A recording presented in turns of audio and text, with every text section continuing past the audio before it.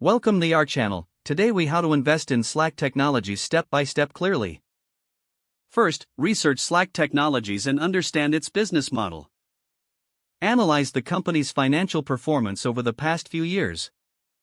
Review Slack's market position and competitive landscape. Open a brokerage account if you do not already have one. Choose a brokerage platform that fits your investment needs. Once your account is set up, deposit funds into it. Search for Slack Technologies stock using its ticker symbol, WORK.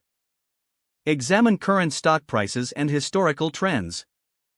Determine your investment strategy and how much you want to invest.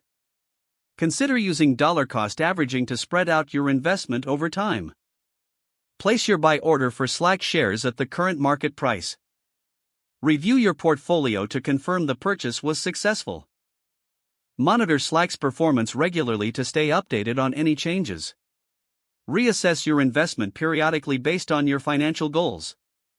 Decide whether to hold on to your shares long-term, sell, or buy more based on market conditions. Stay informed about industry news and changes that may impact Slack's performance. Evaluate any potential risks that could affect your investment. Make adjustments to your strategy as needed based on your ongoing research and market analysis. If the page does not load, refresh the browser or try again in a private or incognito. Make sure you are using the correct email address, then retype it carefully to avoid small typos. If your password is not accepted, use the reset option and create a new strong password you can remember. Check your spam folder for verification or security emails, then complete any requested confirmation steps. Enable two-factor authentication if available to improve account security and reduce unauthorized access risk. After signing in, review your profile details so your contact information and settings are accurate and current. If you see an error message, note it down and try again after restarting your device and internet connection. Log out when you finish, especially on shared devices, to keep your account and payment information secure.